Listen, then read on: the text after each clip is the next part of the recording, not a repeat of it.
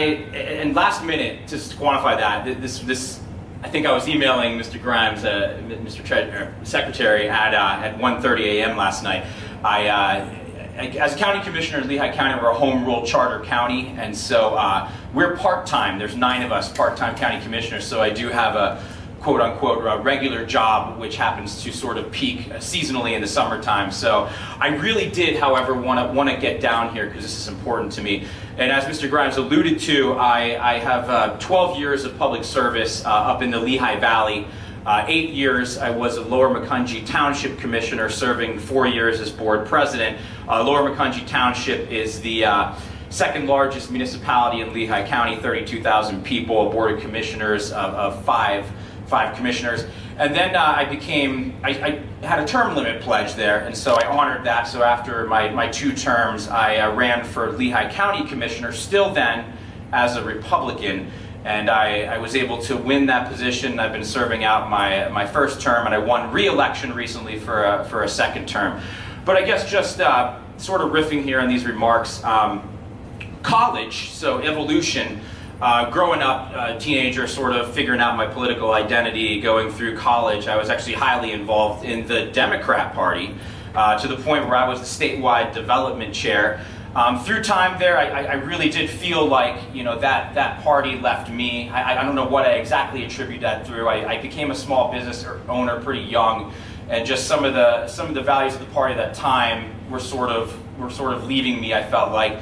And then, so I was a registered Republican for many, many years. And then, of course, this wave of populism happened a couple years ago. And I found myself constantly questioning not just the Republican Party, but both parties in general, particularly things like the power structures that both parties cling to in an effort to win elections and win power and maintain power.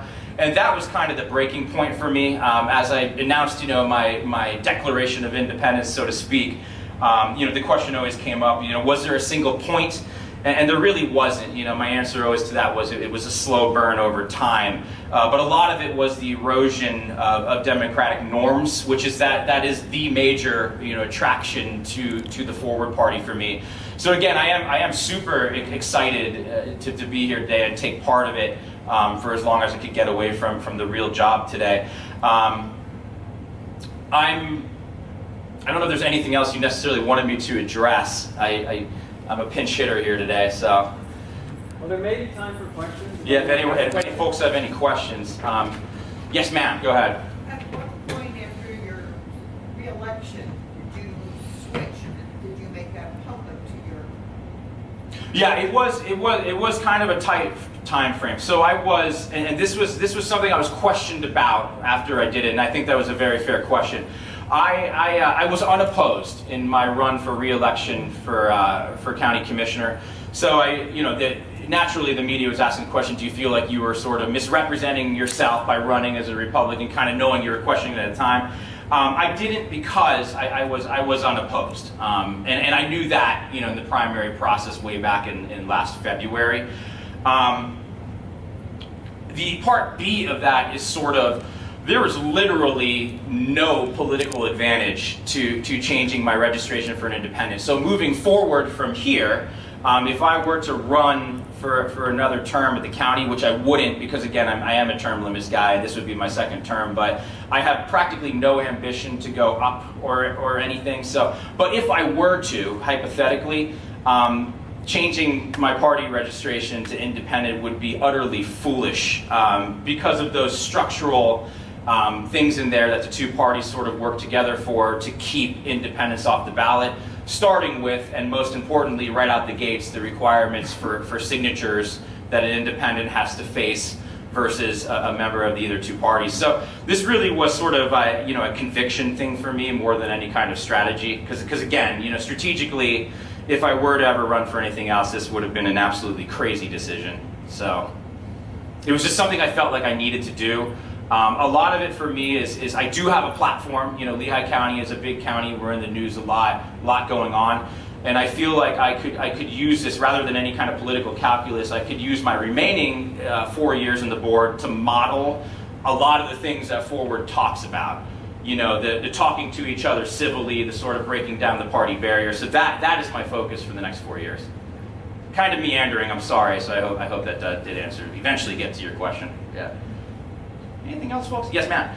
Can you speak to the makeup? How many commissioners are there? What's the political makeup? And like, do you have any like examples that come to mind where like, you know, you've been able to like kind of be that fulcrum? Oh yeah, absolutely. Yeah, we're a 9-person board that changed substantially during my time on the board. When I was on, we're 9 people. I think we were 7-3. It's now 7-1-1. So there's 1 Republican, myself as an independent, and a supermajority of Democrats. Not too long before I was on the board, it was the opposite. It was a supermajority of Republicans. My board, and something I'm particularly proud of up in Lehigh County, we are regarded for getting along and always have been for the years. There's virtually no like bickering or infighting or the kind of stuff that we read in the papers happening in the state house and the federal government. And a lot of that's attributed to the things that we do. So county government in Pennsylvania, it's a lot of backline services. So we have a huge Department of Human Services. A lot of what we provide is mandated by the state and the federal government. We have a farmland preservation program. We have no infrastructure, but we have some bridges. We run a county jail. So we have a Lehigh County jail. We have one of 11 publicly held nursing homes in the state of Pennsylvania, Cedar Brook, our public nursing home. So it's a wide variety of areas that we touch. And of course, we support our court system, Lehigh County court system. So the things that we do are inherently not necessarily partisan or hyper-political. So we've been able to sort of navigate this, and again, like individually and also as a group, many of us value the fact that we can be that model of good governance. It's easier because of what we do, but I think the personality is on. When we do have a more charged issue that comes before us, we still maintain that tact. An example of somewhere where we work together, there is kind of a, you know, it's a 9-person board, so we don't have caucuses per se, but there's an informal group of about 3 people who work together on things often. My colleague, Commissioner Sarah Fiebig, and I, and Commissioner John Irons, we work together on, so just to back up a second, one of the things that county government does ultra important in the state of Pennsylvania is we administer elections. Not our Board of Commissioners specifically, there is a board of elections in the county, and they're in charge of our elections. Obviously a super charged and hot topic right now. So we, tripartisan, and I love to be able to say that, you know, tripartisan efforts made an effort to change the composition of that board. Previously it was 1 Republican, 1 Democrat, and those nominees came from the parties themselves. And then the 3rd vote is our county executive, which is a full-time officer. So the political majority on that board changed and ebbed and flowed depending on the election of that county executive.